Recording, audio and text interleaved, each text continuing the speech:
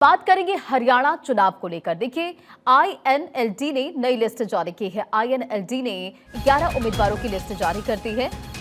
डब्बाली से आदित्य चौटाला उम्मीदवार बनाए गए हैं। तो देखिए, लगातार आप देख रहे हैं कि हरियाणा विधानसभा चुनाव को लेकर तमाम जो पार्टियां हैं पूरी तरह से एक्शन मोड में नजर आ रही है और आईएनएलडी ने हरियाणा विधानसभा चुनाव के लिए लिस्ट जारी कर दी है, जिसमें 11 कैंडिडेट्स के नाम का जिक्र है। तो ये बड़ी खबर आपको बता रहे हैं।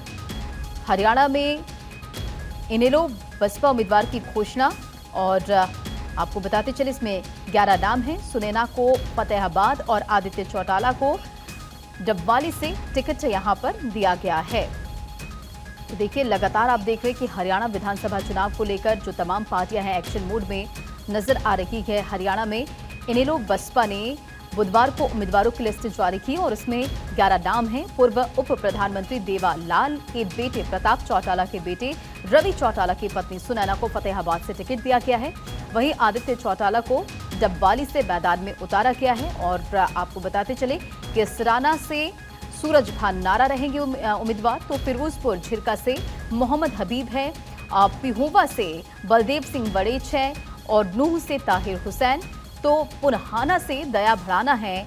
और आपको बताते चले कि जुलाना से सुरेंद्र लाठर चुनावी मैदान में हैं। तो देखिए, बसपा और इनेलो के बीच जुलाई में गठबंधन हुआ था और इसमें तय हुआ था कि बसपा 90 में से 37 सीटों और इनेलो 53 सीटों पर अपने उम्मीदवार उतारेगी। मुख्यमंत्री का चेहरा अभय चौटाला को बनाया गया है और इस दौरान दोनों पार्टियों ने घोषणा की थी कि अगर उनकी सरकार बनती है तो वो हर घर में से एक पढ़े लिखे युवा को सरकारी नौकरी देंगे। तो देखिए, चुनाव है, ऐसे में तमाम वादे और फिलहाल आपके स्क्रीन पर ये लिस्ट भी हम आपको दिखा रहे हैं। आईएनएलडी ने 11 उम्मीदवारों की लिस्ट जारी कर दी है। डब्बाली से आदित्य चौटाला चुनावी मैदान में है और देखिए, मुख्यमंत्री के चेहरे की अगर बात करें तो अभय चौटाला को बनाया गया है। बसपा और इनेलो के बीच जुलाई में गठबंधन हुआ था और इसमें तय हुआ था कि जो बीएसपी है 90 में से 37 सीटों पर चुनावी मैदान में उतरेगी, कैंडिडेट्स का ऐलान करेगी। और इनेलो की बात करें तो इनेलो 53 सीटों पर अपने उम्मीदवार उतारेगी। देखिए, इस दौरान दोनों पार्टियों ने घोषणा की थी कि अगर उनकी सरकार बनती है तो हर घर से एक पढ़े लिखे युवा को सरकारी नौकरी देंगे। राज्य में पीने का पानी और हर महीने गैस का 1 सिलेंडर मुफ्त दिया जाएगा। बुढ़ापा पेंशन 3000 से बढ़ाकर 7500 रुपए की जाएगी। तो तमाम के वादे चुनाव के मद्देनजर किए गए थे। हालांकि जनता तय करेगी कि किसे चुनना है और ऐसे में देखिए, तमाम पार्टियां अपने अपने वादों के साथ चुनावी मैदान में हैं। इनेलो ने 2019 के विधानसभा चुनाव में प्रदेश की 90 में से 81 सीटों पर चुनाव लड़ा था, लेकिन केवल 1 सीट ही जीत पाई थी और उस चुनाव में इनेलो को 2.44% वोट मिले थे। दूसरी तरफ अगर बीएसपी की बात करें तो 87 सीटों पर चुनाव लड़ा था, लेकिन वो प्रदेश में एक भी सीट नहीं जीत पाई थी। और इसी खबर पर अधिक अपडेट के साथ डॉक्टर थानेश्वर हमारे साथ जुड़ गए। थानेश्वर, आईएनएलडी ने 11 उम्मीदवारों की लिस्ट जारी कर दी है।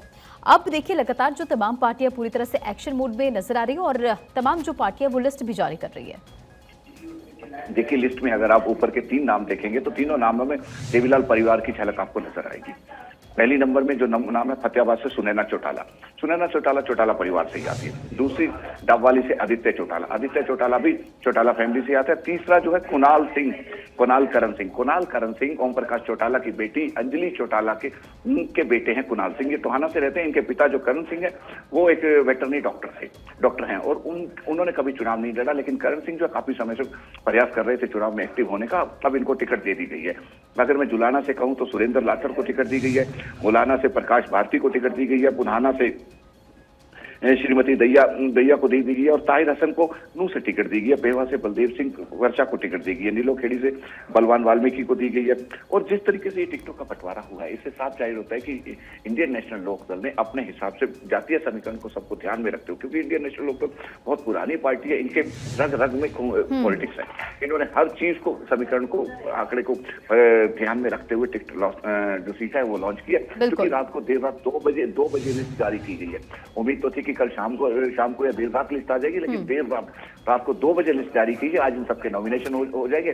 उम्मीद है कि आज इंडियन नेशनल लोकदल यानी कि तमाम समीकरणों को ध्यान में रखते हुए लिस्ट जो है तमाम पार्टियां जारी कर रही है। तमाम जानकारियों के लिए बहुत बहुत शुक्रिया।